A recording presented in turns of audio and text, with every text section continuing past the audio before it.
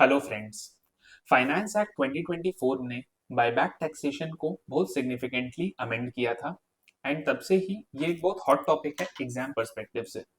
This video is relevant for every CA and CMA final student. इस video के अंदर मैं आपको पूरे के पूरे बायबैक टैक्सेशन को कवर करने जा रहा हूँ in a very short and crisp manner, और ये इंश्योर करेगा कि आपका 4 to 6 मार्क्स का क्वेश्चन बायबैक से जो सेट होगा उसको आप कर पाओगे। मैंने सारे ट्रिकी एडजस्टमेंट, सारे नुआंसेस इसके अंदर कवर किए हैं। Let's get started with this video. देखिए, अभी रिसेंटली इन्फोसिस ने अपना बायबैक अनाउंस किया है 18,000 करोड़ का एट 1800 रुपीज पर शेयर। सो ये टॉपिक वैसे भी बहुत रेलिवेंस का है। आपको समझ में आएगा एज ए चार्टर्ड अकाउंटेंट कि आपको कैसे बायबैक टैक्सेशन को डील करना है। देखिए, नॉर्मल लॉजिक हमारी बायबैक की क्या बोलती है, अगर मैं किसी लेमैन से पूछूं तो 1800 पे अगर बायबैक हो रहा है, जिस शेयर की कॉस्ट ऑफ एक्विजिशन मेरे लिए 1400 थी, तो आइडियली ये जो 400 रुपीज का मुझे गेन या लॉस हुआ है, depending on my period of holding, short term या लॉन्ग टर्म कैपिटल गेन्स होना चाहिए। और यही हुआ भी करता था पहले के सेक्शन 46 ए में, जिसे अमेंड कर दिया गया इन फाइनेंस एक्ट 2024 टू से कि सेक्शन 222 एफ इंट्रोड्यूस किया गया एंड सेक्शन 46 ए को अमेंड किया गया। ये बोला गया कि जो बायबैक की प्राइस है उसे हम entirely income from other sources में डीम्ड डिविडेंड मान लेंगे। तो लॉजिकल क्वेश्चन ये आया कि अगर पूरे बायबैक प्रोसीड्स के ऊपर डिविडेंड के जैसे टैक्स होगा तो फिर हमारे कॉस्ट ऑफ एक्विजिशन का क्या होगा। उसके ऊपर कहा गया कि उसे आप कैपिटल लॉस मान लो, depending on your period of holding, short term या लॉन्ग टर्म। कैपिटल लॉस क्या हम सेट ऑफ कर सकते हैं? जी हाँ, short term capital loss, long term capital gain, short term capital gain दोनों से सेट ऑफ होती है। लॉन्ग टर्म कैपिटल लॉस सिर्फ लॉन्ग टर्म कैपिटल गेन से सेट ऑफ होती है। अगर आपके पास गेन नहीं है तो अप टिल 8 years ये आपका कैरी फॉरवर्ड भी होगा। नेक्स्ट पॉइंट है, गिवन कि पहले कंपनी के ऊपर लाइबिलिटी थी बायबैक में टैक्स को डिडक्ट करके पे करने की, अब शेयर होल्डर के ऊपर आ गई है, तो क्या बायबैक प्रोसीड्स के ऊपर कोई डिविडेंड या टीडीएस काटना है? Answer is yes. 194 या 195 एज द केस में भी कंपनी को बायबैक प्रोसीड्स के ऊपर टीडीएस डिडक्ट करनी है। एक और इंपॉर्टेंट पॉइंट याद रखिएगा, सेक्शन 222 एफ के अंदर जो इसे डीम्ड डिविडेंड का स्टेटस दिया गया है, सो 222 ए बी सी डी के अंदर एक फ्रेज यूज होती है, to the extent of accumulated profits whether capitalised और नॉट। प्लीज, अगर क्वेश्चन में आपको एक्यूमुलेटेड प्रॉफिट्स दिया हुआ है और अगर वो क्वेश्चन बायबैक टैक्सेशन का है तो वहां पर to the extent of accumulated profits मत लगाइएगा, क्योंकि 222 एफ के अंदर ये वर्ड्स नहीं है। और इसका मैं आपको लॉजिक भी बताता हूँ। इसका लॉजिक ये है कि जो section 68 of the companies act 2013 है, वो ये अलाउ करती है कि हम अपने सिक्योरिटीज प्रीमियम अकाउंट से भी बायबैक कर सकते हैं। So please keep this in mind. यहाँ पर अगर आपका बायबैक हुआ है, it is deemed to be dividend irrespective of the status of your accumulated profits. एक इंपॉर्टेंट चीज और याद रखिएगा, 222 एफ के अंदर जो डीम्ड डिविडेंड माना जाता है वो बायबैक ऑफ सेक्शन 68 का माना जाता है। इसका मतलब क्या हुआ? इसका मतलब ये हुआ कि मानिए रिडीमेबल प्रेफरेंस शेयर्स थे आपके पास, आरपीएस, जिनका आप रिडेम्पशन कर रहे हो, क्या वो बायबैक में माना जाएगा? The answer is no, because it is governed by section 55 of the companies act 2013। तो इन शॉर्ट सेक्शन 68 में ऐसे कौन से शेयर्स या कौन से सिक्योरिटीज है जिनका बायबैक होता है? मैं आपको बता दूं, लॉजिक हमेशा ये लगाइएगा कि जो परमानेंट कैपिटल होती है उसे ही हम सेक्शन 68 के बायबैक में कवर करते हैं। परमानेंट कैपिटल मतलब क्या? इक्विटी शेयर कैपिटल तो है ही, plus convertible, compulsorily convertible preference shares ये भी है, या फिर ईसॉप, ये आपके कवर होते हैं सेक्शन 68 के बायबैक में। रिडीमेबल प्रेफरेंस या कोई भी रिडीमेबल सिक्योरिटी को यहां पर मत लीजिएगा। आइए चलिए आगे बढ़ते हैं। एक इंपॉर्टेंट और ट्रिकी एडजस्टमेंट है जो इंस्टीट्यूट आपको दे सकती है आपको फंसाने के लिए, वो समझिए। सेक्शन 57 जो है वो ये कहता है कि अगर आपकी कोई इनकम फ्रॉम अदर सोर्सेज है, देन उसके अगेंस्ट में अगर आपने कोई एक्सपेंडिचर किया था उस इनकम को कमाने के लिए तो उसका आपको डिडक्शन मिलता है। एक लॉजिकल क्वेश्चन ये बनता है कि मैं हूं मिस्टर ए, मैंने इन्फोसिस के कुछ 100 शेयर्स 2 साल पहले अक्वायर किए थे, उनको अक्वायर करने के लिए मैंने एक लोन लिया था, उस लोन के ऊपर मेरा इंटरेस्ट चले आ रहा है।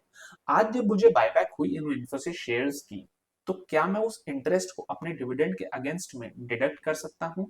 सेक्शन 57 प्लीज गौर कर लीजिएगा, फाइनेंस एक्ट 2024 में अमेंड हो गया है और ऐसा डिडक्शन अलाउड नहीं है।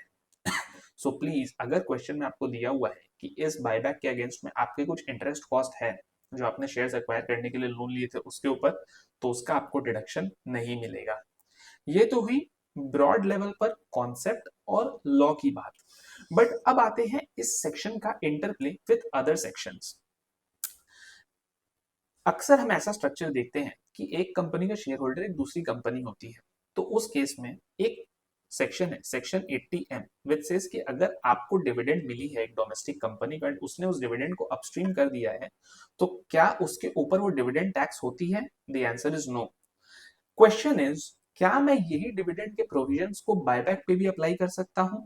यानी कि बी कंपनी ने ए कंपनी को डिविडेंड दी, ए कंपनी ने उसे अपस्ट्रीम करके ए बी कंपनी को दे दी। इस एग्जांपल के लिए मानेंगे ये सारी कंपनीज इंडिया में है। सो द क्वेश्चन इज कि इस केस के अंदर ए कंपनी के ऊपर और ए बी कंपनी के ऊपर क्या दोनों के ऊपर डिविडेंड की टैक्सेशन होगी? The answer is no. A company को सेक्शन 80M का बेनिफिट मिल जाएगा बिकॉज उसने डिविडेंड अपस्ट्रीम कर दिया था, तो जो बायबैक प्रोसीड्स उसके पास आए वो ऐसे तो डीम डिविडेंड है, लेकिन 80M का बेनिफिट मिल करके उसकी टैक्सेबल इनकम कुछ नहीं होगी टू दी एक्सटेंट उसने अपस्ट्रीम किया होगा, एंड जो ऊपर वाली कंपनी है उसके ऊपर टैक्स हो जाएगा। सेकेंड पॉइंट ये है कि क्या हो अगर मेरे पास जो शेयर्स हैं उन्हें मैं as a stock in trade hold करता हूं, यानी कि उन्हें मैं अपने इन्वेस्टमेंट्स के तरह नहीं दिखाता हूं, अपने बिजनेस इन्वेंट्री के तरह दिखाता हूं। क्या मैं आईएफओएस में डिविडेंड दिखाऊंगा या मैं पीजीबीपी के अंदर डीम डिविडेंड दिखाऊंगा? So the answer to that is a food for thought for you.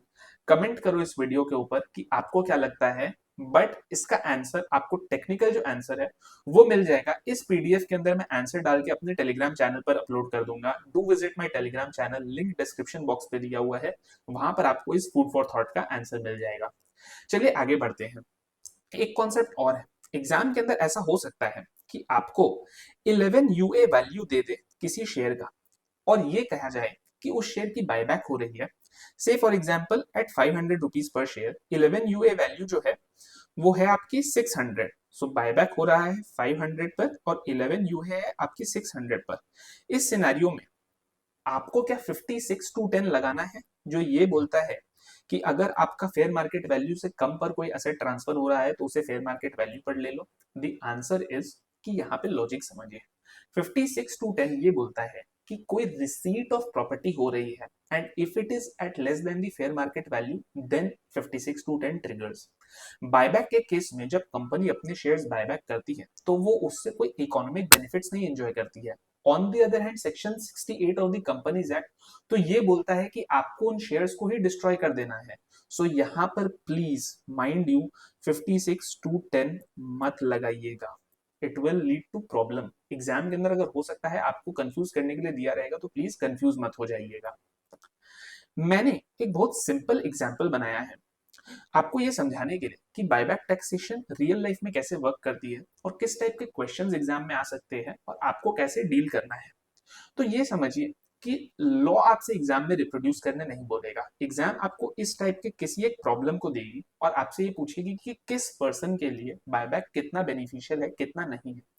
आइए, मैंने एग्जांपल लिया इन्फोसिस के शेयर्स का जो 1800 रुपीज पर शेयर पर बायबैक का ऑप्शन आया है। ठीक है, एक बार के लिए अज्यूम करते हैं असेसमेंट ईयर 25-26 है और जितने भी लोगों का मैंने एग्जांपल लिया है, मिस्टर भिड़े, मिस्टर हाथी भाई, मिस्टर तारक मेहता, मिस्टर अय्यर और मिस्टर जेठालाल, इन सभी ने न्यू रेजिम को ऑप्ट किया है। कोई भी रेलेवेंस टू एनी रियल और fictional characters is purely coincidental. चलिए, मिस्टर भिड़े जो है इनकी सैलरी इनकम देखिए 5 लाख है, इनको 100 शेयर्स बायबैक इन्हें हुए और 1,80,000 मिली। द क्वेश्चन इज इनकी टोटल इनकम देखिए 6,80,000 है which is less than the 7 lakh का लिमिट, तो इनके ऊपर 87A का रिबेट अप्लाई कर जाता है, इनके ऊपर कोई टैक्स नहीं लगेगी। On the other hand please गौर करिएगा, इनको जो कैपिटल लॉस मिला है सेक्शन 46A में उसका भी बेनिफिट मिलेगा। सो मिस्टर भिड़े जैसे लोग जिनकी इनकम कम है उन लोगों को बायबैक से फायदा है आज के दिन में। आते हैं हाथी भाई के ऊपर। अब देखिए, हाथी भाई की इनकम है 12 लाख सैलरी से, बायबैक हुई 1,80,000 डीम डिविडेंड लगी, इनकी marginal rate of tax on the dividend is 20%। हाथी भाई का सिनेरियो कैसा है? हाथी भाई ने शेयर्स को बहुत सालों पहले खरीदा था 900 रुपीज पर शेयर पे। ठीक है, तो आज अगर ये बायबैक में जाते हैं तो इस 90,000 का इनको कैपिटल लॉस मिलेगा, जैसा हमने पढ़ा सेक्शन 46A में। अज्यूम करते हैं हाथी भाई की शॉर्ट टर्म कैपिटल गेन भी है 1 लाख रुपीस की। तो अब देखिए, शॉर्ट टर्म कैपिटल गेन से हम long term capital loss set of नहीं कर सकते हैं, तो इनको कोई कैपिटल लॉस का सेट ऑफ का तो फायदा मिला नहीं। अब उल्टे इनके केस में क्या हो गया कि जो डिविडेंड लगी उसके ऊपर भी 20% टैक्स लग गई। तो आइए जानने की कोशिश करते हैं कि हाथी भाई के केस में बायबैक रूट बेटर है या कैपिटल गेन रूट बेटर है। ठीक है, अगर हाथी भाई बायबैक में जाते हैं तो हर शेयर के ऊपर 1800 पे 20% यानी कि 360 रुपीज का उनका टैक्स बनता है डिविडेंड का। और इनकी जो कॉस्ट ऑफ एक्विजिशन है वो है 900, जो कि अगर ये सेट ऑफ करते हैं, लॉन्ग टर्म कैपिटल लॉस है तो सिर्फ लॉन्ग टर्म कैपिटल गेन से ही सेट ऑफ होगी, तो इनको 12.5% का ही बेनिफिट मिलेगा, जो बनता है 112.5। तो नेट में आप देखेंगे इनको 247.5 रुपीज का टैक्स आउटफ्लो है in case of buyback route. What happens in case of the capital gain route? Assume करते हैं आज के दिन अगर ये अपने शेयर्स को ओपन मार्केट वैल्यू में बेच देते हैं और बायबैक नहीं ऑप्ट करते। अज्यूम करते हैं मार्केट वैल्यू है 1500, इनकी कॉस्ट ऑफ एक्विजिशन क्या है? कॉस्ट ऑफ एक्विजिशन है 900, जैसा मैंने यहाँ पर दिया है। मगर प्लीज गौर करिएगा, मैंने एक और फैक्ट मेंशन किया है, ये शेयर्स इनकी 31 जनवरी 2018 के पहले एक्वायर की हुई थी। 31 जनवरी 2018 को फेयर मार्केट वैल्यू था 1150। तो सेक्शन 55(2)(AC का जो ग्रैंडफादरिंग क्लॉज है उसके तहत इनका जो कॉस्ट ऑफ एक्विजिशन माना जाएगा वो माना जाएगा नॉट 900 बट 1150। तो इनका कैपिटल गेन क्या है? Long term capital gain 350 rupees, जिसके ऊपर 12.5% अमाउंट्स टू सम 40 रुपीज। तो आप क्लियरली देख सकते हो हाथी भाई के लिए going under capital gain route and selling the shares today is way more beneficial than going under the buyback route. Students please समझिए, एग्जाम में आपको इस ही टाइप के एडजस्टमेंट्स आएंगे, आपको आपके दिमाग को अप्लाई करना पड़ेगा वहां पर ये जानने के लिए कि खाली प्लेनली मुझे कंप्यूटेशन करके नहीं आना है, मुझे बेनिफिशियल इंटरप्ले प्रोविजंस देखने हैं, अपने माइंड को अप्लाई करना है और सही टैक्स एडवाइस देनी है। और एक सिनेरियो लेते हैं, हाथी भाई के ही इनकम लेवल पर बैठे हैं तारक मेहता। क्या इनके लिए बायबैक पे जाना ठीक है कि नहीं है? तारक मेहता का सिचुएशन डिफरेंट कैसा है? तारक मेहता ने ये जो शेयर्स परचेज किए हैं वो इसी साल परचेज किए हैं, तो इनकी जो कैपिटल लॉस बनी बायबैक पे वो शॉर्ट टर्म कैपिटल लॉस बनी। तारक मेहता के भी हाथी भाई के जैसे दूसरी शॉर्ट टर्म कैपिटल गेन थी, तो short term capital loss can be set of against short term capital gain, तो इनका फुल सेट ऑफ हो गया। तो आइए अब तारक मेहता का सिचुएशन एनालाइज करते हैं। तारक मेहता ने जब बायबैक की तो उनका जो डिविडेंड के ऊपर टैक्स लगा वो क्या लगा? 1800 के ऊपर 20%, बिकॉज इनके केस में भी मार्जिनल रेट ऑफ टैक्स तो 20% ही है डिविडेंड का, 360। इनको जो कैपिटल लॉस इन्होंने आज सेट ऑफ कर लिया 1400 के ऊपर 20% विच इज 280, तो इनका नेट टैक्स आउटफ्लो क्या हुआ? सिर्फ 80 रुपीज। तो अगर मैं आपको बोलूं कि तारक मेहता की सिचुएशन क्या है, तो उन्हें बायबैक पे पैसे मिले 1800 और नेट टैक्स निकल गई 1880 रुपीज की, तो 1720 हो गया। यही अगर तारक मेहता कैपिटल गेन पे जाते तो उनके संग क्या होता उसको समझिए। उनका क्या होता? मार्केट वैल्यू आज के दिन में 1500, उनकी कॉस्ट ऑफ एक्विजिशन क्या है? 1400, 100 रुपीज का उनका शॉर्ट टर्म कैपिटल गेन है, 20% टैक्स लगता 20 रुपीज, 80 रुपीज। बट यहाँ पर हैंड में कितने कैश रहते? सिर्फ 1500 में से 80 गए, तो यानी कि 1420। तो अब आप समझिए मिस्टर तारक मेहता के लिए बायबैक ज्यादा बेनिफिशियल है, क्योंकि यहाँ पर उन्हें 1720 रुपीज नेट कैश मिल रहे हैं एज अगेंस्ट 1420।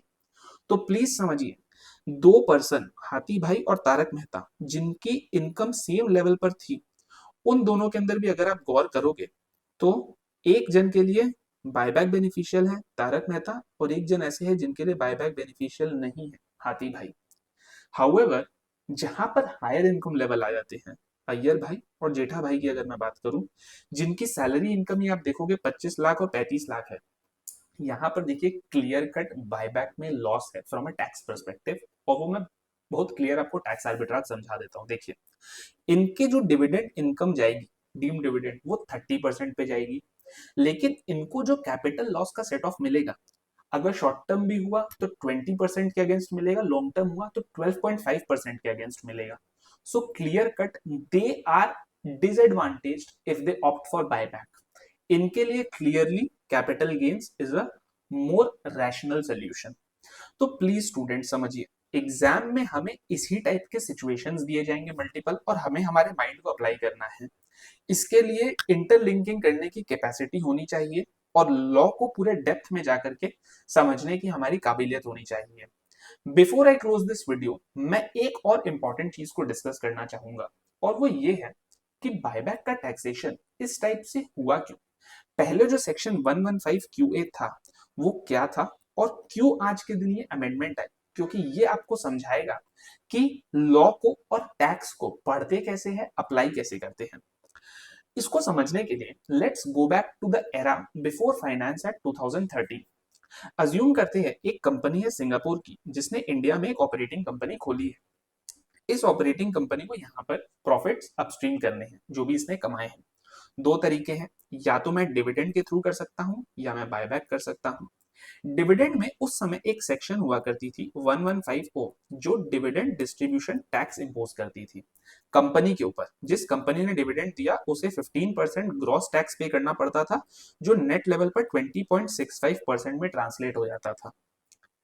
अज्यूम करिए कि ये कंपनी को इतने खर्चे नहीं करने हैं, सारे पैसे यहाँ भेजने. क्या पॉसिबल था? वेरी मच पॉसिबल था. कैसे? ये कंपनी बायबैक करेगी. बायबैक करने से क्या होता है, उस समय सेक्शन 46A था जो बायबैक को कैपिटल गेन्स ट्रीट करता था. The moment capital gains treat हो गया, सिंगापुर और इंडिया की जो DTAA है उसके अंदर ये दिया हुआ है कि कैपिटल गेन्स के ऊपर रेसिडेंस बेसिस ऑफ टैक्सेशन से टैक्स कलेक्ट किया जाएगा. तो होल्डिंग कंपनी जहां पे रेसिडेंट है वहां पर टैक्स कलेक्ट होगा, इंडिया में टैक्स ही नहीं कलेक्ट होगा. तो आप समझिए पूरा का पूरा जो प्रोसीड्स है वो इंडिया से बाहर टैक्स फ्री रिपैट्रिएट हो जाता था. सेकेंडली, मानिए कोई ऐसी कंट्री है, सिंगापुर नहीं, जहां पर DTAA में ये बेनिफिट नहीं है. सिंगापुर और मॉरिशस में तो ये बेनिफिट है. मानिए कोई तीसरी कंट्री है, वहां पर भी सेक्शन 47(4) बोल करके एक सेक्शन है, राइट. तो अगर कोई ऐसी भी कंट्री होती जहां पर सिंगापुर या मॉरिशस जैसा DTAA नहीं भी है, वहां पर भी आप देखोगे कि पहले एक सेक्शन हुआ करती थी सेक्शन 47(4), जो ये कहती थी कि अगर एक होल्डिंग कंपनी है एंड उसकी अपनी होल्ली ओन्ड सब्सिडियरी के संग अगर कोई ट्रांजैक्शन हो रहा है ट्रांसफर का, तो वो एग्जेम्प्ट है फ्रॉम कैपिटल गेन्स.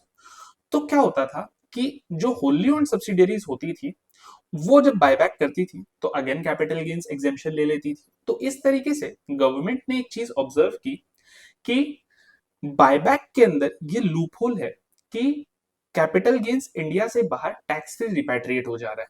इस लूपहोल को प्लग करने के लिए उन्होंने एक अमेंडमेंट इंट्रोड्यूस की फाइनेंस एक्ट 2013 के अंदर, जिसके अंदर उन्होंने 115 QA को इंट्रोड्यूस किया ऑन अनलिस्टेड शेयर्स. ये क्या बोलता था? इसमें ये बोला गया कि अगर एक अनलिस्टेड कंपनी बायबैक करती है देन उस अनलिस्टेड कंपनी को अपने बायबैक प्रोसीड्स के ऊपर 20% टैक्स पे करना पड़ेगा अंडर सेक्शन 115 QA. ये इफेक्टिव हो जाता था सरचार्ज एंड ऑल लेकर के 23.296%. तो प्लीज आप समझिए कि फाइनेंस एक्ट 2013 के बाद सिचुएशन क्या हो गई कि अगर आप डिविडेंड दे रहे हो तो आपको डिविडेंड डिस्ट्रीब्यूशन टैक्स लगेगा जिसके अंदर कॉस्ट है 20.65%. अगर आप बायबैक कर रहे हो तो उसके अंदर अगेन दो पार्ट्स है. लिस्टेड कंपनी के लिए तो capital gains was still applicable, unlisted के लिए अब आ गई थी 115 QA जो कहती थी 23.296%. ठीक है, अब आगे समझते हैं कि 5 जुलाई 2019 जब मोदी गवर्नमेंट 2.0 आई और उन्होंने अपना फ्रेश बजट रखा, उसमें उन्होंने क्या किया, उन्होंने एक पैटर्न ऑब्जर्व की थी कि over the course of 2016, 17 and 18 Indian IT companies ने क्यूमुलेटिव बायबैक अनाउंस किया था 1,43,000 करोड़ के वॉपिंग अमाउंट का. और उसका रीजन क्या था कि आप यहाँ पर देख रहे हो डिविडेंड में टैक्स है कंपनी के लेवल पर, अनलिस्टेड कंपनी के लिए भी बायबैक में टैक्स है, लिस्टेड कंपनी के लिए अभी भी बायबैक के अंदर शेयर होल्डर के पर्सपेक्टिव से बहुत सी बेनिफिट्स थी. तो IT कंपनीज ने ये रूट लिया कि हम शेयर होल्डर का वेल्थ मैक्सिमाइज करते हैं, हम उन्हें बायबैक देते हैं, कैपिटल गेन्स में एग्जेम्पशन मिल जाएगा आइदर अंडर सेक्शन 1038, उस समय long term capital gain exempt थी। बाद में जब 112A भी आई तो उसमें भी 10% का ही टैक्स लगा मोर देन 1 लाख के ऊपर। So this was a beneficial route. इसको गवर्नमेंट ने 5 जुलाई 2019 को इस लूपहोल को भी प्लग कर दिया।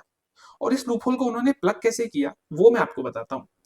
उन्होंने सेक्शन 115 क्यूए के अंदर एक अमेंडमेंट इंट्रोड्यूस की और अमेंडमेंट में कहा कि जो पहले सिर्फ अनलिस्टेड शेयर्स के ऊपर बायबैक टैक्स लगता था, अब वो सारे शेयर्स के ऊपर लगेगा, चाहे लिस्टेड चाहे अनलिस्टेड। सो इस तरीके से उन्होंने इसको प्लग कर दिया। अब आते हैं हम फाइनेंस एक्ट 2020 पे। फाइनेंस एक्ट 2020 के समय दोस्तों हुई क्या कि डिविडेंड डिस्ट्रीब्यूशन टैक्स को एबॉलिश कर दिया गया। इसको क्यों एबॉलिश किया गया? उसका लॉजिक ये था कि नॉन रेसिडेंट शेयर होल्डर्स या फॉरेन इन्वेस्टर्स ने कहा कि इंडिया के अंदर ईज ऑफ डूइंग बिजनेस ही नहीं है। उनका पॉइंट क्या था? उनका पॉइंट ये था कि ये एक इंडियन कंपनी है आईको, ठीक है, ये आईको आउटसाइड इंडिया अपने किसी शेयर होल्डर को जब डिविडेंड इशू कर रही है तो इसके लेवल पर डीडीटी लग जा रहा है। इस शेयर होल्डर को जो डिविडेंड मिल रहा है वो उसके कंट्री के अंदर टैक्स हो जा रहा है, लेकिन इस शेयर होल्डर को फॉरेन टैक्स क्रेडिट नहीं मिल रहा है बिकॉज इंडिया में तो इसके लिए डिविडेंड एग्जेम्प्ट था। इंडिया में तो डिविडेंड डिस्ट्रीब्यूशन टैक्स कंपनी पर है, शेयर होल्डर पर है ही नहीं। सो इस कारण से इनको बड़ी तकलीफ होती थी। ये कहते थे कि हमारे ऊपर इकोनॉमिक डबल टैक्सेशन हो गया है। इंडिया ने कंपनी के लेवल पर टैक्स ले लिया, हमारे को एग्जेम्प्ट कर दिया, हमको एग्जेम्प्ट कर दिया, तो एज अ रिजल्ट दूसरी कंट्री, हमारी जो रेसिडेंस की कंट्री है, वो हमें ये कह रही है कि हम आपको फॉरेन टैक्स क्रेडिट ही नहीं देंगे। इस प्रॉब्लम को सॉल्व करने के लिए डिविडेंड डिस्ट्रीब्यूशन टैक्स को एबॉलिश कर दिया गया। कब? फाइनेंस एक्ट 2020 में। अब गौर से समझिएगा, इसके बाद नतीजा ये हुआ, इस पूरे चीज का नतीजा ये हुआ कि बायबैक जो था अब वो ज्यादा ल्यूक्रेटिव रह गया। तो पहले डिविडेंड जो ज्यादा ल्यूक्रेटिव थी, अब बायबैक ज्यादा ल्यूक्रेटिव रह गई। इन द सेंस कि डिविडेंड के ऊपर रेसिडेंट शेयर होल्डर्स के ऊपर 36% लग रही थी टैक्स, नॉन रेसिडेंट के ऊपर डिपेंडिंग ऑन ट्रीटी 20, 10, 5 जो भी लग रही थी। बायबैक के अंदर तो फिक्स्ड फ्लैट रेट था 23.296%, चाहे लिस्टेड करे चाहे अनलिस्टेड करे। तो ऐसा ट्रेंड देखा गया कि अब जो कंपनीज है वो बायबैक ज्यादा प्रेफर कर रही है इस टैक्स आर्बिट्राज को एंजॉय करने के लिए। ना सिर्फ ये बल्कि दो और चीजें देखी गई इस बायबैक टैक्सेशन के अंदर। प्रॉब्लम क्या प्रॉब्लम थी मैं बताता हूं। प्रॉब्लम नंबर 1 देखो ये थी कि नॉन रेसिडेंट शेयर होल्डर्स का कंसर्न यहां पर भी था। वो ये कहते थे कि अगेन सेम चीज है, कंपनी के लेवल पर बायबैक में टैक्स हो गई, बायबैक के जो प्रोसीड्स शेयर होल्डर के हाथ में आए वो 1034A में एग्जेम्प्ट हो गए। तो नॉन रेसिडेंट शेयर होल्डर्स ने कहा कि अब ये जो बायबैक प्रोसीड्स हम अपने कंट्री में रिपैट्रिएट कर रहे हैं, जो रेसिडेंस बेसिस पे हमसे टैक्स ले रहा है वो हमें इसका फॉरेन टैक्स क्रेडिट ही नहीं दे रहा है जो कंपनी लेवल पर कट गया। तो उनका प्रॉब्लम नंबर 1 क्या था कि नॉन रेसिडेंट इन्वेस्टर्स ने कहा हमारे लिए इकोनॉमिक डबल टैक्सेशन हो रही है। प्रॉब्लम नंबर 2 बायबैक रेजिम में क्या थी कि कंपनीज ने ये देखा कि डिस्ट्रीब्यूटेड इनकम के ऊपर उनको बायबैक करना है, डिस्ट्रीब्यूटेड इनकम के ऊपर उनको बायबैक टैक्स पे करना है। What is distributed income? इसको समझिए। बायबैक प्राइस है 500 रुपीज का। एक इन्वेस्टर ने इस शेयर को परचेज किया था से 400 में। कैपिटल गेन्स में तो सिर्फ 100 के ऊपर टैक्स होता था, लेकिन बायबैक में ऐसा नहीं होता। बायबैक में क्या होता था? 115 क्यूए में बायबैक प्रोसीड्स को कंपेयर किया जाता था कंपनी ने उस शेयर को कितने में इशू किया। सो इस बंदे ने जो 400 में सेकेंडरी मार्केट से किसी और से परचेज किया था उसको कंपनी ने कितने में दिया, यानी कि चेन में जाकर के ये देखना है कि कंपनी को इस शेयर के अगेंस्ट में कितना मिला। मानिए कंपनी ने शेयर को फेस वैल्यू पर ही इशू किया था 100, तो 400 में 115 क्यूए में टैक्स होता था। ये दूसरी प्रॉब्लम थी कि 115 क्यूए के अंदर टैक्स ज्यादा अमाउंट पे होता था। तो लोगों के कंसर्न्स ये थे कि हमने तो भाई शेयर 400 पे अक्वायर किया, आपने टैक्स 100 लेकर के कर दिया, तो हमारे हैंड में नेट जो पैसे आए वो कम आए। तीसरी और उससे बड़ी बात जो ये हो गई थी कि बायबैक के अंदर गवर्नमेंट ने देखा कि ऑल्दो रेट 23.296% है, लेकिन सेक्शन 68 के लिमिट के अंदर ये काउंट नहीं होता है। एंड उसके वजह से इफेक्टिव रेट जो थी वो 18.89% बन गई थी। इसका डेरिवेशन भी आपको मेरे टेलीग्राम चैनल के अंदर इस पीडीएफ के अंदर मैं करके डाल दूंगा, तो आपको मिल जाएगा। अभी के लिए आप समझ लो 18.89% इफेक्टिव रह गई थी। ये सारे कारण थे कि गवर्नमेंट ने कहा नथिंग डूइंग, अब से हम बायबैक और डिविडेंड को सेम पैरिटी पर ले आएंगे। और सेम पैरिटी पर उन्होंने कैसे लाया? उन्होंने कहा कि बायबैक के अंदर जो आपके बायबैक प्रोसीड्स है उसे 222F में डीम डिविडेंड मान लीजिए, और जो कॉस्ट ऑफ एक्विजिशन है उसे कैपिटल लॉस मान लीजिए। सिमिलरली डिविडेंड के अंदर भी जो आपके नेट प्रोसीड्स आते हैं वो तो डिविडेंड है ही। तो इस तरीके से इकोनॉमिक टैक्सेशन पैरिटी अचीव की गई बायबैक टैक्सेशन और डिविडेंड के ऊपर। ये कॉन्सेप्ट लॉजिक समझना आपके एग्जाम पर्सपेक्टिव से देखिए इंपॉर्टेंट नहीं है, एग्जाम में जो मैंने ऊपर में इलस्ट्रेशंस कराए उसी से हो जाएगा, but I am a strong believer of the fact कि हमेशा अगर आप लॉ के क्रोनोलॉजी को समझोगे, एक स्टोरी के जैसे इसको समझते जाओगे, समझोगे कि पहले क्या प्रॉब्लम्स थी, उनके सोल्यूशन के लिए अब क्या किया गया है, तब आपको फॉरवर्ड लुकिंग एडजस्टमेंट्स या नए एडजस्टमेंट्स जो इंस्टीट्यूट करते हैं उनको समझने में आसानी होगी। आपका दिमाग एक टैक्स प्रोफेशनल की तरह काम करना स्टार्ट करेगा और आपको एग्जाम क्लियर करने में बहुत हेल्प होगी। Thank you guys, a very happy Navratri, festive season को एंजॉय करिए, मेरे यूट्यूब चैनल को सब्सक्राइब करिए एंड मेरे टेलीग्राम चैनल को प्लीज ज्वाइन करिए। I am sharing a lot of good resources for CA CMA students. Hope to see you soon in the next video. मैंने एक बहुत अच्छी स्ट्रैटेजी वीडियो भी अपलोड की है सीए फाइनल स्टूडेंट्स के लिए, लिंक को मैं डिस्क्रिप्शन बॉक्स में ऐड कर दूंगा, उसे देखना बिल्कुल भी ना भूले। Thank you guys, stay safe, stay healthy, see you in the next video, bye.